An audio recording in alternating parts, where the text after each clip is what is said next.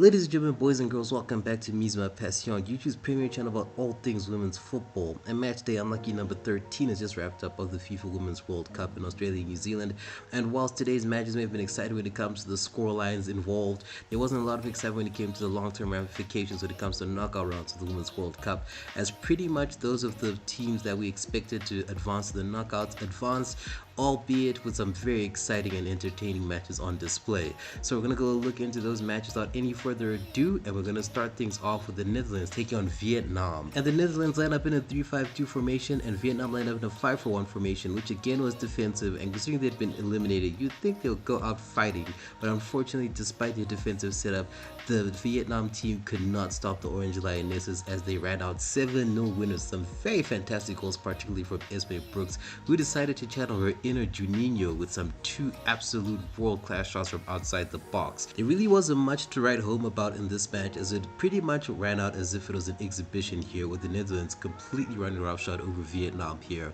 And going into the knockout stages, given their performance here and against the USA in their previous match, the Netherlands are definitely going to be favorites here, and I really do think that they have a very strong opportunity of making the finals again after their shortcomings in 2019, but we'll have to see. But it was a very good showing by the Netherlands here, and hopefully they can make good on their performances so far and have a very strong run in the knockout stages of the Women's World Cup. Kicking off at the same time as Netherlands versus Vietnam was Portugal versus the USA, and this was arguably the most exciting match when it came to the other three that were on display also, as going into this match, Portugal just needed a win to qualify out of the USA, and the USA was essentially like walking on a tightrope to get themselves through to the knockout stages of the Women's World Cup here. And Portugal lined up in a 4-1-2-1-2 formation, whereas the USA lined up in a 4-3-3 formation. And given the ramifications of the outcome of this match, the USA started off very strongly, and Alex Morgan will rue the plethora of opportunities that she received throughout the entire game,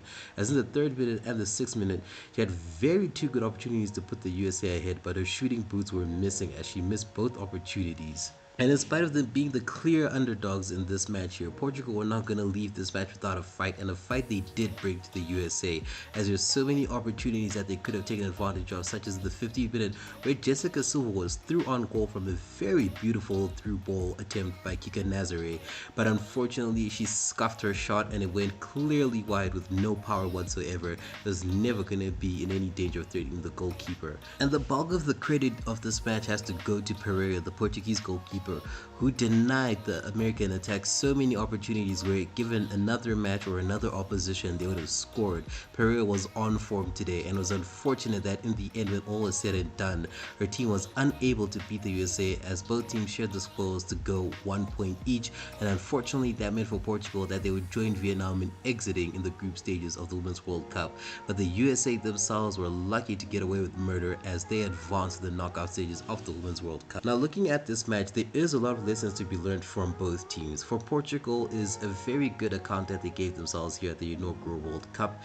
where they gave a very good competition to the USA in this match and the Netherlands in the previous match that they had with them. And it's just unfortunate that because of the lack of experience that they have when it comes to playing against bigger opposition, especially in these kinds of competitions, they were knocked out. And it's not for a lack of trying, but simply because they lack that experience. But it is a very good sign that, given enough time and given enough resources by their federation, the Portuguese women's team here, apologies for that, will do their very best to perform when it comes to the next World Cup. And I do believe that should they qualify again, they will definitely have a much stronger showing and make it out of the group stages into the knockouts. And for the USA, this game will be a worrying sign for them, as they are no longer at the peak of their powers, as in previous iterations of the Women's World Cup, the USA would have surely swept aside a side like Portugal. That's not a side on Portugal, but it does show that the USA are no longer at the peak of their powers, and that could be due to a plethora of reasons, whether it's the managerial tactics not going down with the players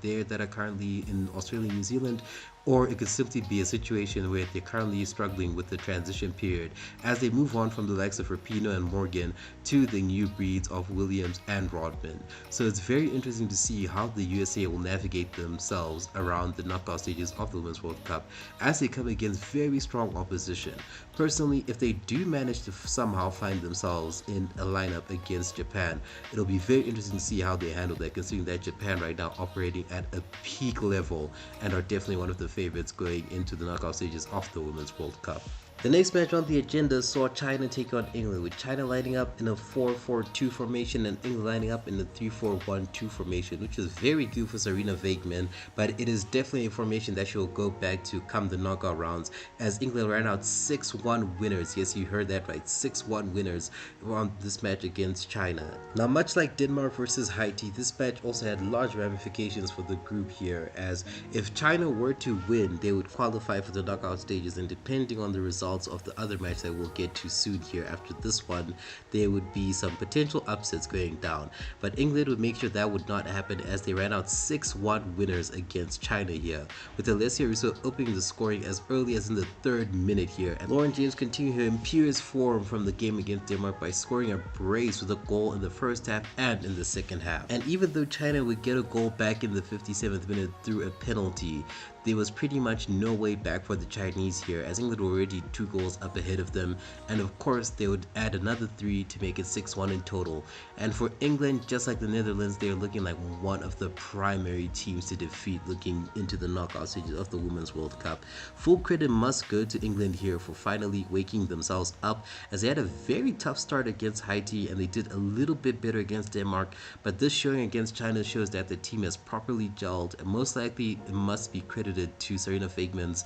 decision to change the formation up a bit, and that is definitely something that she should look into maintaining going into the knockout stages of the World Cup, should they have a very strong run and look to lift the Women's World Cup for the first time in their history. Full credit must be given to China as well, who did their very best in this tournament here to get themselves out of the group stages into the knockouts, and it's just unfortunate that they were dealt a very strong hand against Denmark in terms of that last minute goal that was scored by the Danes, and they did very well for themselves against Haiti, considering that they were 10 players down. But unfortunately their World Cup journey has come to an end, but they must be very proud of their performance, and hopefully they can learn from this and come back even stronger at the next edition of the Women's World Cup. And the final match of the day that kicked off at the same time as China versus England was Haiti versus Denmark, with Haiti lining up in a 4-4-2 formation and Denmark lining up in a 4-1-2-3 formation. And the interesting part about this match is, given the results of the China vs England match, there would be a potential chance for Haiti to go through should they have won 3-0 on aggregate against the Danes here. And though it was a very big fairy tale to the capacity of a Disney movie, there will be no beautiful ending in sight for Haiti here, as 20 minutes into the game, Denmark were completely overwhelming the Haitians here and were eventually awarded a penalty after a handball, which is converted by Pernilla Harder to give the Danes the 1-0 goal for the rest of the first half. And going to the second half, despite the Haitians' best attempts where they had some very good and close opportunities to get themselves back on level terms in terms of the scoreline with the Danes, there was unfortunately nothing that they could do, as the Danish defense proved to be too strong against the likes of Dumoulin, and the attack proved to be too heavy for the team here, as unfortunately despite their best attempts to keep the scores at 1-0, Denmark would eventually get themselves the second goal that would make sure that they qualify for the knockout stages in the 9th minute of added time, where Troelsgaard would make sure that she hits the net in the far post to give the team the victory. Even though in this situation I do believe that the Haitian goalkeeper Teas looked like she had given up at that stage,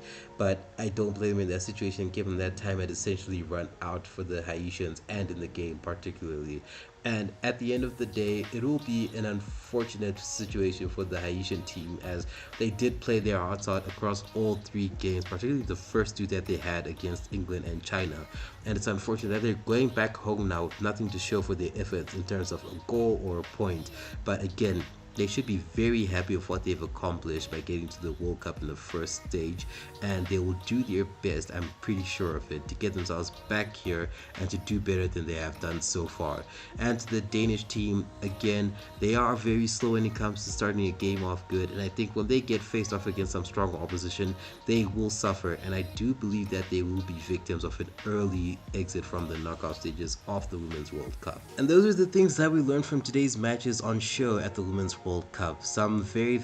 entertaining matches, of course, like I said, when it comes to the scorelines involved, but at the same time, it's pretty much predictable when it comes to seeing who would qualify and who would not qualify.